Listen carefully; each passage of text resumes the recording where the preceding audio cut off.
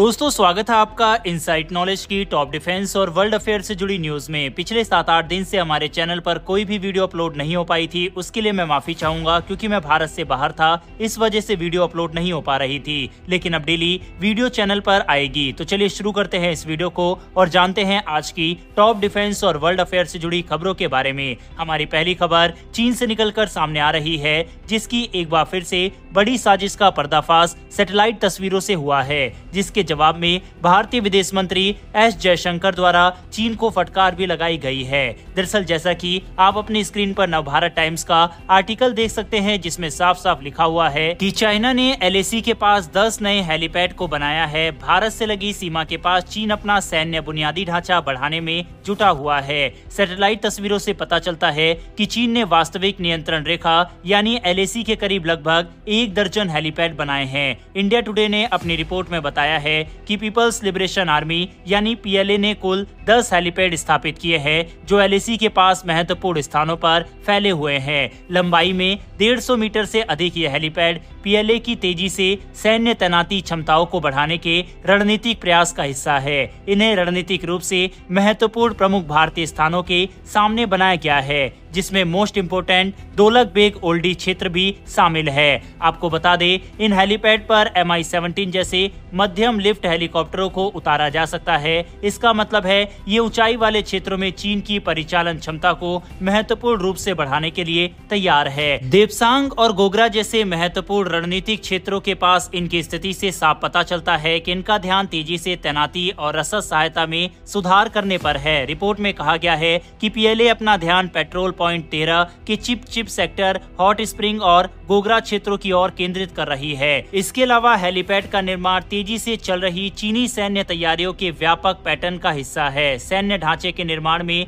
तेजी भारत और चीन के बीच बढ़ते तनावपूर्ण संबंधों के बीच हो रहा है। जून 2020 में गलवान घाटी में हुई हिंसक झड़प के बाद सीमा पर गतिरोध बढ़ गया था। इस संघर्ष में 20 भारतीय सैनिक शहीद हुए थे और कई चीनी सैनिक मारे गए थे। इसके बाद से दोनों पक्षों के बीच सैन्य कमांडर स्तर की कई दौर की वार्ता हुई है, लेकिन अभी भी तनाव बना हुआ है। वहीं 2020 में हुई घटना के बाद चीन ने अपने क्षेत्र की और भी तेजी से सड़क और सैन्य निर्माण किया है। इसके साथ ही समुद्र में भी उसकी गतिविधियां लगातार बढ़ती हुई हमने देखी है। साथ ही भारतीय सीमा के काफी करीब अपने 5th जनरेशन फाइटर जेट की तैनाती भी उसने कर रखी है और ये सभी एक्टिविटी दिखाती है कि चाइना एक बड़े युद्ध की तैयारी में जुटा हुआ है। हालांकि ऐसा नहीं है कि बॉर्डर के पास वाले इलाके से चीन ही अपनी तैयारी तेज कर रहा है, बल्कि भारत भी लगातार सड़क वगैरह का निर्माण तेजी से अपने क्षेत्र में कर रहा है, जिससे किसी भी युद्ध जैसी स्थिति में तेजी से सेना की मोबिलाइजेशन की जा सके। भारत के लिए इस समय एक बड़ी परीक्षा होने वाली है, क्योंकि इसी महीने से जम्मू कश्मीर में चुनाव शुरू हो रहे हैं। ऐसे में एक तरफ तो पाकिस्तान से आने वाले आतंकी, वहीं दूसरी तरफ से चीन के खतरे से भी भारत को सामना करना पड़ेगा। ये दोनों ही देश घाटी में शांतिपूर्ण चुनाव के बीच में बाधा डालने के लिए कुछ न कुछ बड़े कदम उठा सकते हैं और ये बात भली भांति भारत सरकार और भारतीय सेना जानती है। यही कारण है कि लगातार भारी संख्या में सेना की डिप्लॉयमेंट इस समय जम्मू कश्मीर में की जा रही है। ये इतनी बड़ी डेवलपमेंट है जितनी की 370 हटाने के दौरान की गई थी। वहीं चीन को लेकर भारतीय विदेश मंत्री डॉक्टर एस जयशंकर की तरफ से भी एक इंटरव्यू के दौरान काफी बड़ा बयान दिया गया है, जिसमें जयशंकर जी ने चीन को एक अनोखी समस्या कहा है। उनका कहना है कि सिर्फ भारत ही नहीं बल्कि दुनिया के और भी कई देश चीन को लेकर चिंता में हैं। उन्होंने बताया कि सालों पहले हम सभी ने चीन के उत्पादन और उसके फायदे को नजरअंदाज किया था और अब लोग चीन के साथ व्यापार घाटे की शिकायत कर रहे हैं। उन्होंने साफ कहा है कि चीन के साथ सिर्फ भारत को ही नहीं बल्कि दुनिया के कई देशों को समस्या है। जैसे यूरोप और अमेरिका भी आज चीन को लेकर बड़े बहस में है। अमेरिका तो चीन को लेकर काफी चिंतित है और सही भी है। इसके साथ ही जयशंकर जी ने पड़ोसी देशों की भी बात की। उन्होंने बताया कि पड़ोसियों के साथ रिश्ते बहुत जटिल होते हैं, खासकर जब ये देश लोकतांत्रिक होते हैं, जहां सरकारें बदलती रहती है। जैसे बांग्लादेश और पाकिस्तान, सरकार बदलने पर वहां राजनीतिक बहस होती है और अक्सर इसमें भारत का भी जिक्र जिक्र होता है। बांग्लादेश के बारे में बात करते हुए उन्होंने कहा कि वहाँ की राजनीतिक बदलाव हमारे लिए चिंता का विषय हो सकते हैं, लेकिन हमें वहाँ आपसी हितों को समझकर आगे बढ़ना होगा। साफ है कि चीन के खतरे को न सिर्फ भारतीय आर्मी बल्कि भारत सरकार भी समझती है और यही कारण है कि अलग अलग मंचों से चीन को लेकर इस तरह की प्रतिक्रिया भारतीय विदेश मंत्री की तरफ से सामने आती है। बहरहाल बॉर्डर एरिया पर चीन के द्वारा की जा रही साजिश के बारे में अपनी राय कमेंट बॉक्स में लिखकर बताइएगा। बढ़ते हमारी अगली खबर की तरफ। ये खबर बांग्लादेश को लेकर सामने आ रही है, जहां बांग्लादेश की अपोजिशन पार्टी की तरफ से भारत को एक धमकी भरा बयान दिया गया है। दरअसल हमारी तरफ से पहले भी ये बताया गया है कि जितने दिन शेख हसीना भारत के अंदर रहती है उतना ही भारत के लिए समस्याएं बड़ी होती जाएगी और बांग्लादेश द्वारा उन्हें अपने देश में बुलाने के लिए भारत के ऊपर दबाव डाला जाएगा, क्योंकि भारत में ऑलरेडी बांग्लादेश के साथ संधि साइन कर रखी है कि अगर कोई क्रिमिनल पकड़ा जाता है या फिर उसके ऊपर केस चल रहे होते हैं तो उसको एक दूसरे के देश में भेजना होता है। अब ऐसे में खालिदा जिया की बांग्लादेश नेशनलिस्ट पार्टी यानी BANP के महासचिव मिर्जा फखरुल इस्लाम ने कहा है कि भारत बांग्लादेश संबंधों में एक नया अध्याय शुरू करना महत्वपूर्ण है, जो पूर्व प्रधानमंत्री शेख हसीना के प्रत्यर्पण के साथ शुरू होना चाहिए, क्योंकि भारत में उनकी निरंतर उपस्थिति द्विपक्षीय संबंधों को और नुकसान पहुंचा सकती है। BNP में दूसरे नंबर के नेता आलमगीर ने इस बात पर जोर दिया है कि उनकी पार्टी भारत के साथ मजबूत संबंधों की इच्छुक है। उन्होंने कहा कि वह पिछले मतभेदों को दूर करने और सहयोग करने के लिए तैयार है। आलमगीर ने यह भी आश्वासन दिया है कि BNP बांग्लादेशी सरजमी पर ऐसी किसी भी गतिविधि की अनुमति नहीं देगी जिससे भारत की सुरक्षा के समक्ष खतरा पैदा हो।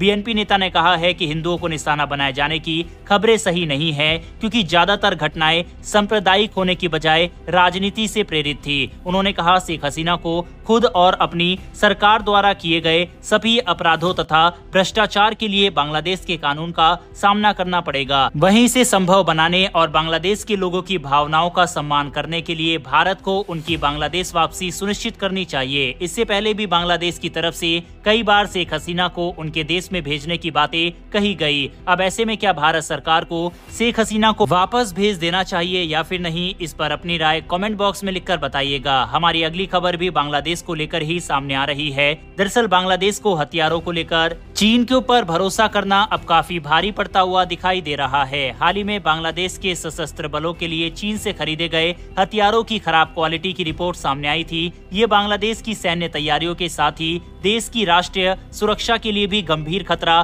पैदा करता है। बीजिंग के सैन्य हार्डवेयर पर भरोसा बांग्लादेश से सशस्त्र बलों के आधुनिकीकरण के प्रयासों पर गंभीर परिणाम ला सकता है।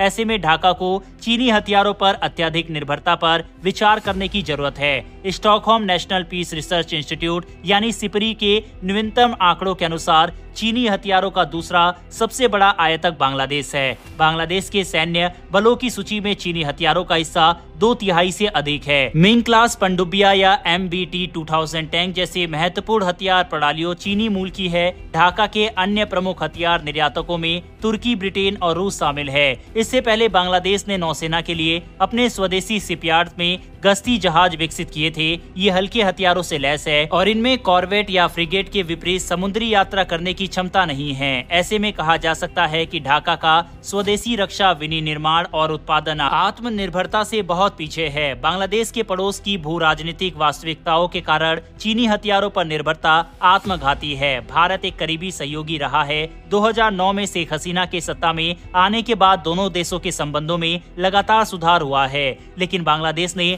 हथियार खरीदने के मामले पर भारत पर भरोसा नहीं जताया और लगातार चीन से हथियार खरीदे, जिसका खामियाजा अब उसे भुगतना पड़ रहा है। हालांकि अभी जब शेख हसीना सरकार में थी उस समय सेना के द्वारा कहा गया था कि हम भारत से हथियारों की खरीद अब आगे चलकर करने वाले हैं, लेकिन अब शेख हसीना सत्ता से बेदखल हो चुकी है। ऐसे में क्या बांग्लादेश सेना और वहाँ की नई सरकार जो चुनकर आएगी, क्या वह डिफेंस के मामले में भारत पर भरोसा करेगी या फिर नहीं, ये देखने वाली बात होगी। बहरहाल ये तो तय है कि अपने हथियारों की वजह से चीन लगातार दुनिया भर में बदनाम होता जा रहा है, जो कि आंकड़ों में भी दिखता है, क्योंकि सिपरी की रिपोर्ट के अनुसार लगातार चीन का जो डिफेंस मार्केट है वह लगातार कम होता जा रहा है। बहरहाल इस रिपोर्ट के ऊपर अपनी राय कमेंट बॉक्स में लिखकर बताइएगा। इन्फॉर्मेशन और वीडियो पसंद आई हो तो वीडियो को लाइक करके हमारी आने वाली डेली ऐसी वीडियो के लिए चैनल को सब्सक्राइब कर बेल नोटिफिकेशन अवश्य दबा लें। फिर मिलेंगे ऐसी एक नई वीडियो के साथ। धन्यवाद। जय हिंद।